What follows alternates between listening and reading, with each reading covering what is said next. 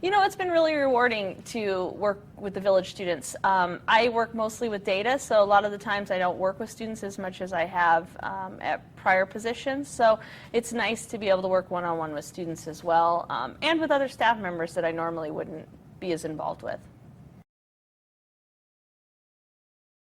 Well, like I was saying earlier, I really think it involves you with more staff and faculty than you would ever work with, especially as a staff member. I've created more direct relationships with faculty members than I normally would, just because we talk on a weekly basis when we have students that need extra help. So I think it allows some crossover between faculty and staff in terms of networking.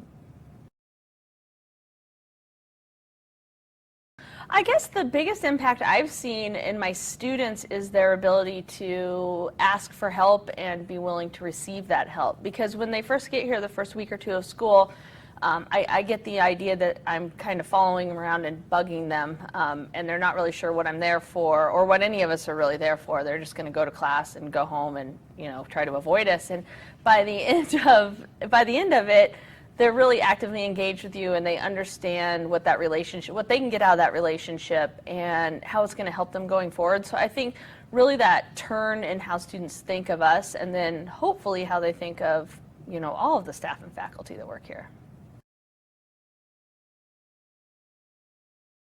When I went to college long time ago, there wasn't anything like this. And I remember when I was a freshman coming in, it was just so overwhelming, everything on campus, all of the different activities and clubs.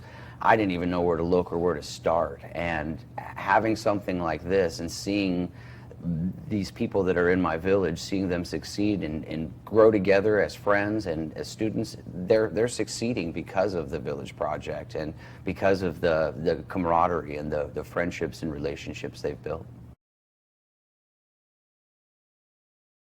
I think the biggest thing, I don't really want to give them academic advice. I mean, I'll point them in the right direction, but my biggest thing, I kind of look at myself as just a resource, a concierge, if you will, like at a hotel, somebody that is there to answer questions for them and to point them in the right direction, to get them to the clubs, the services that they need. And if I don't know the answer, I'm going to find out what it is for them. So I just try to make myself a one-stop shop where they can come and I'm going to be able to figure out what they need. He loves history, and I had a history book, and I wasn't reading it or was done with it, so I gave it to him, and I just saw how special and meaningful that was to him and how much of an impact that made on him. And it warmed my heart, and I really wanted to get involved more. I mean, that gave me that one student totally changed my perspective on how I look at all of them now, and it just got me really excited.